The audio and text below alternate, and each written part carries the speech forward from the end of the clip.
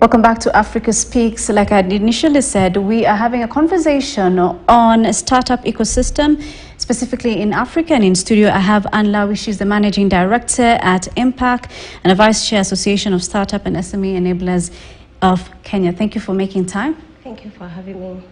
Right, let's start off with what does Impact do and what does it stand for? Thank you again for having me. Impact is non-profit investment vehicle.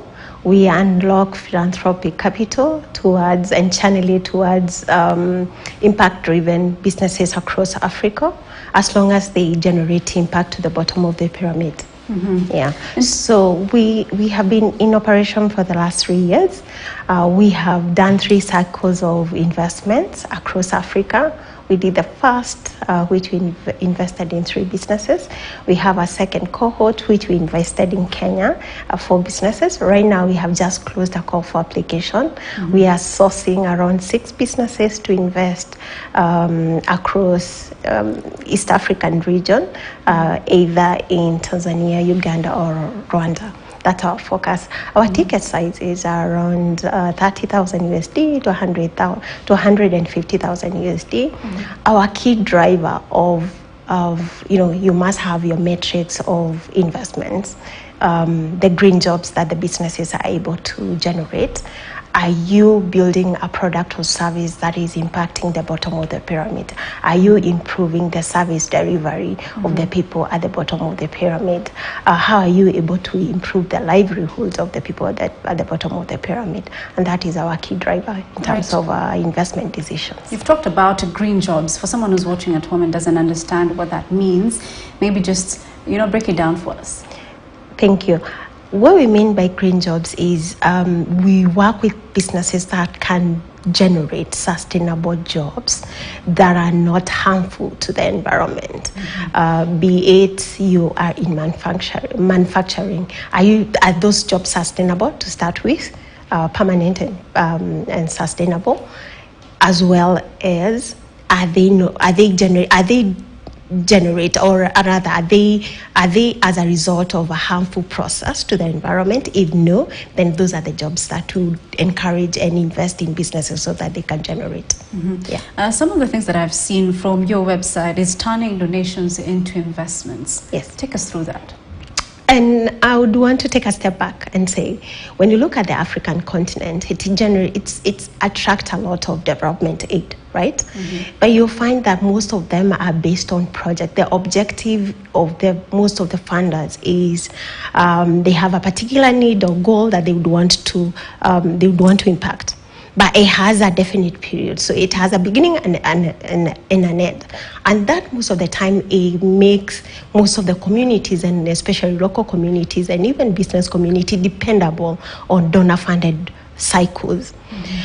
So we are looking at changing that, where we take philanthropic capital, turn it into investment, and invest in businesses that have long-time focus in terms of generating jobs, but also the impact and improving the livelihood of the communities that we work with. Mm-hmm. And that's the change of narrative of development aid that we are working with. So yes, we get our monies from philanthropic organization and foundation, mm-hmm. but we generate it and we channel it to businesses that can be able to generate impact and generate green jobs. I want to talk about the criteria of the businesses that you take up. You've talked about also the applications have been closed already. Yeah. So is there any specific criteria a business needs to have to be able to qualify even for the amount of money that you had initially said? Yes. More specifically, we look for robust entrepreneur mind. You must have a team that can be able to grow the business that you're doing. We are not sector specific. We mm-hmm. cut across different sectors. It might be in education, might be in health, it might be in agriculture, as long as the business is benefiting at the bottom of the pyramid. It has a trickle-down effect to the bottom of the pyramid.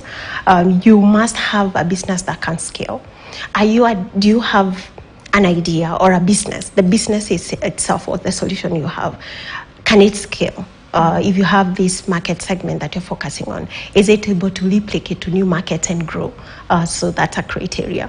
How big is your market? And also, how hungry are you as an entrepreneur? Are you able to grow the business?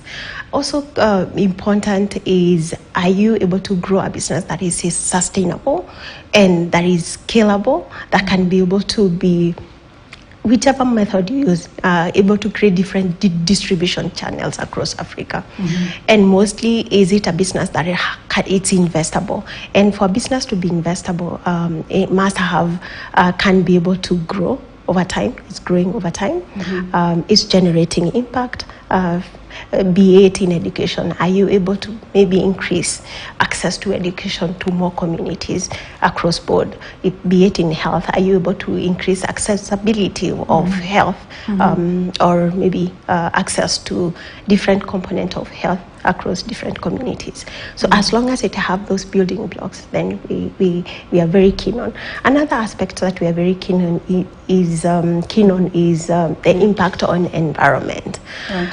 Are you in circular economy? Are you using available materials of recycling and encouraging reusing? Are you maybe converting wastage of maybe plastic into a reusable building blocks? If you're in that space, we are very keen on, like I said, we are very keen on green jobs, generating green jobs in processes that are not harmful to the environment. Yeah. I'm interested in successful kind of stories when it comes to this kind of jobs that you've talked about. Are there any success stories that you can tell us, or even practical businesses that have been done when it comes to green startups? Fantastic. One of the business that we have invested in Kenya is called Mshamba. Mshamba is aggregating small-scale farmers, smallholder farmers across Kenya, and working with different value chains of products, be it maize, potatoes, and aggregating them and helping the farmers access to markets. You'll find that most of the smallholder farmers, because of the scale of produce that they are able to produce, they're not able to get good prices. But with aggregation as a business, then you're able to negotiate good prices. You're able to scale and be able to produce more because you're able to get good prices at the point of sale. So we have invested in them so that they can be able to increase market accessibility of different value chain products that they are working with, and also be able to help farmers to use more regenerative processes of farm produce productions.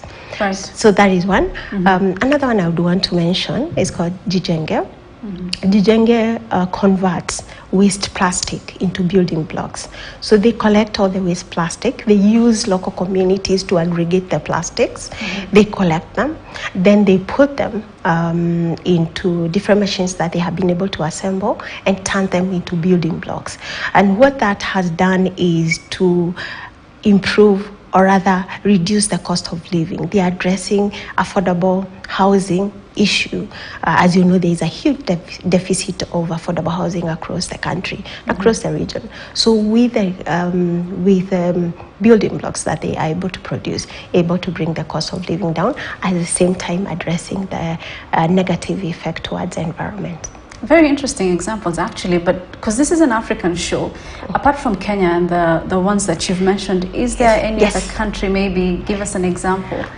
Fantastic. Our first cycle of investment, we invested a bit of technical support and finance towards Wash King in Ghana.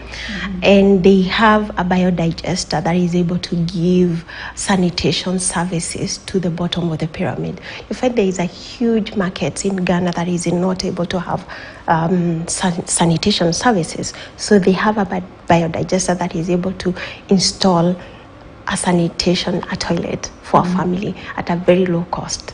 And we found that to be very inspiring because they are able to provide clean health, sustainable services in communities in Ghana.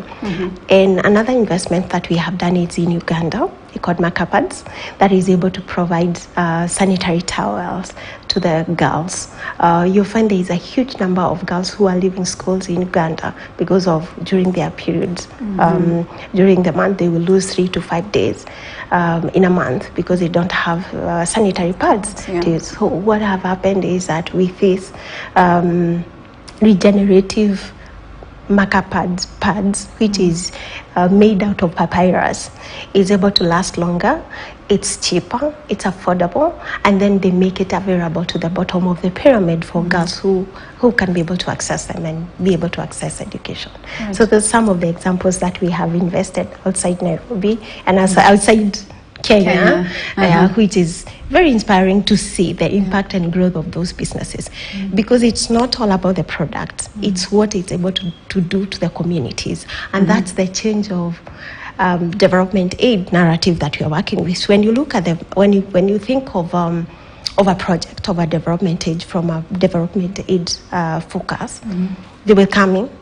They will do a project with the community where maybe there will be communities that will be generating funds that they will give to the communities, but it ends when the project ends. When you look at a business, it creates a business model, it creates their growth plan, it creates how they will continue growing their market. As they grow their market, they also generate more impact that is trickle down and impacting the communities that they're in. I want us to come back to the impact actually in just a few minutes, but I want us to talk about now some of the challenges that are there when it comes to startups, especially in Africa. What challenges have you seen, especially even among the young people? Currently, as we talk, there is a global economic downturn, which everybody is experiencing, including businesses.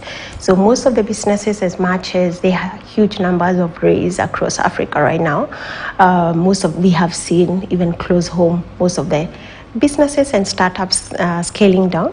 So the economic hardship is being experienced across the board.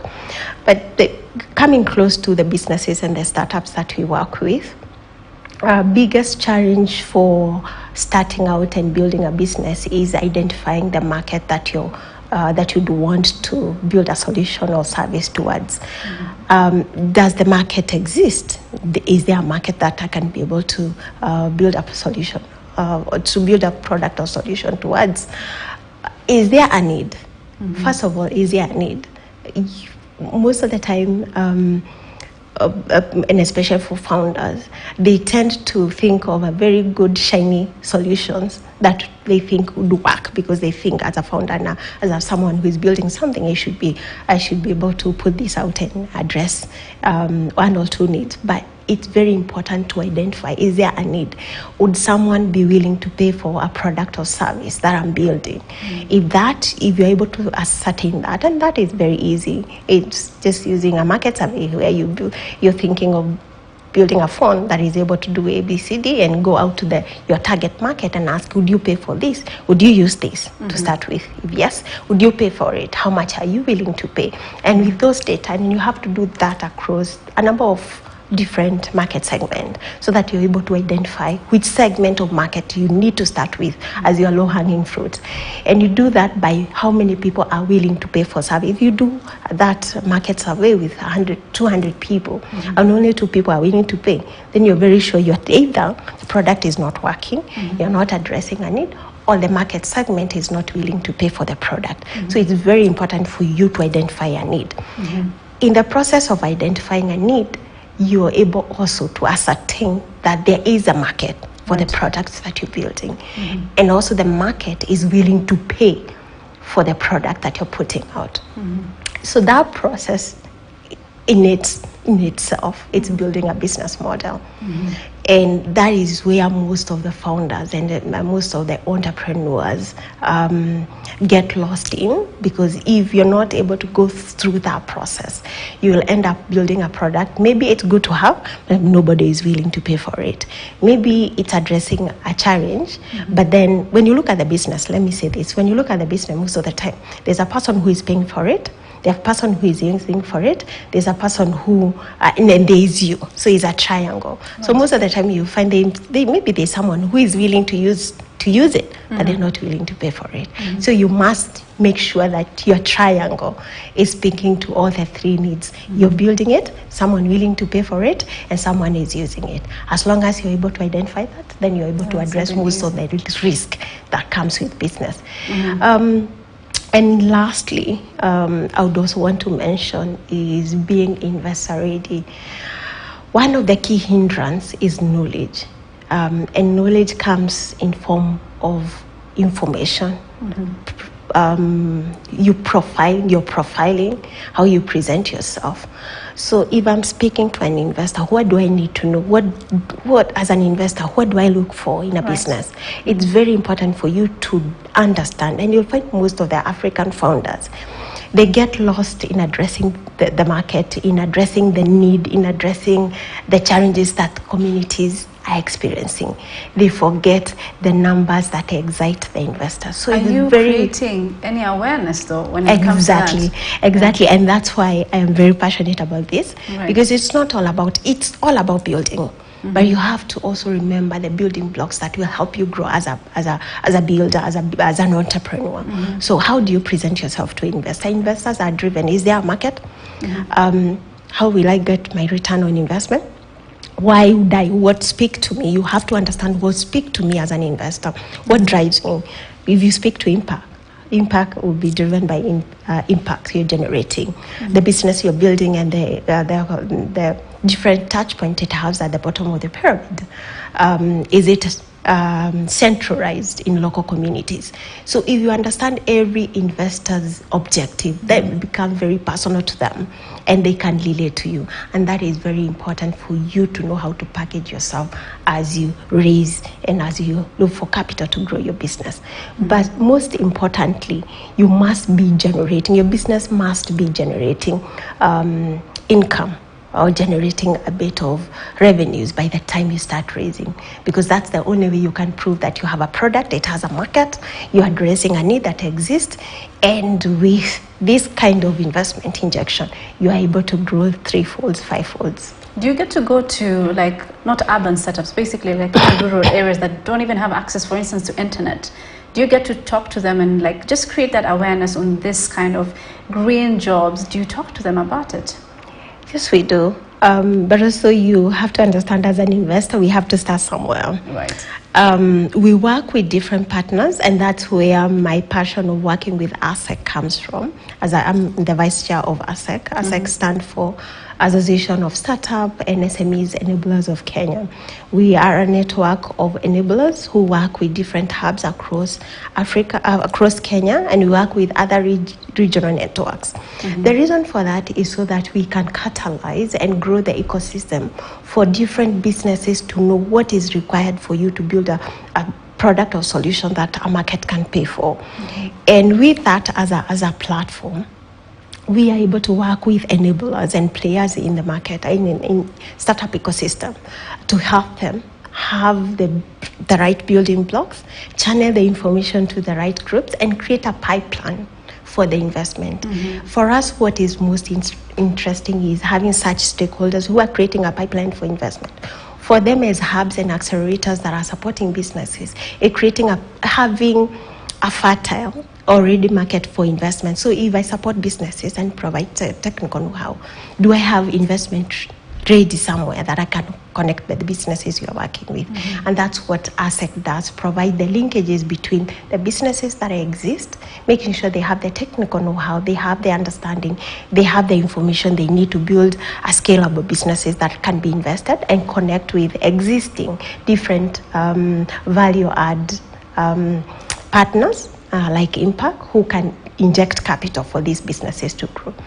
Coming home to Impact, what we do is we are not just an investor. We are not, and like I said, we are not for-profit investor. We inject capital. We are patient capital. We are in for the long haul. We can be in the business to up to 10 years. What we want is to recoup our investment so that we can put it in another business. And for that business, to be investor ready. We understand there will be certain aspects as we do the due diligence that they may not necessarily have in place. And our process involve technical support. You may have a business that is not well defined. We work with you to refine that. You may not have a financial model, though you have a very good overview or a strategy towards your growth, but you may not have a proper financial model and focus to grow your business. We help you put that in place. We help you put all the investment materials that you require, like pitch deck, your profile, and we put you out there at the same time as we invest in you. And that's how it brings together, and that's why it's important for me to grow the ecosystem from a national and a Pan-African point of view. At the same time, provide the capital and know-how for the businesses to grow. Let's talk about someone who's watching right now and is interested in this kind of business, right? Can you just tell them the importance of impact when it comes to impact? It boils down to what drives us and the change and the impacts that we would want to see at the bottom of the pyramid. So in whichever business, and when you look at the philosophy behind impact investments, is where you combine socio-economic and environment impact alongside your returns as you inject the capital into the business.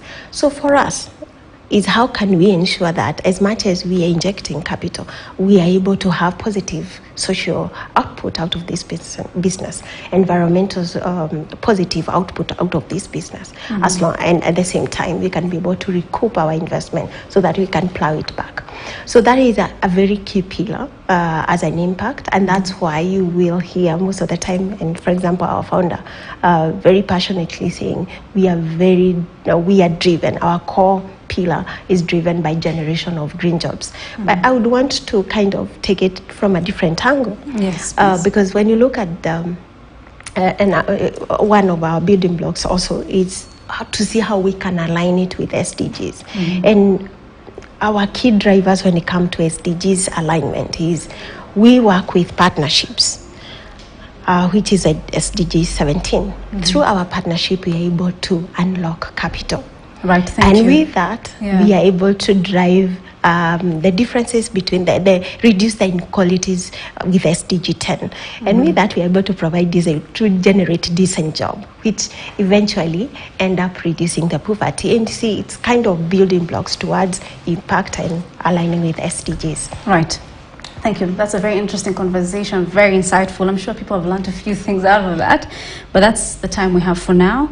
That is Anne Lawi. She is the Managing Director at Impact and the Vice Chair of Association of Startup and SME Enablers of Kenya. Thank you so much for making time. Thank you for having me. Right, that's a wrap up for Africa Speaks. Thank you for watching. My name is Fatia Noor. Proverb of the day is next.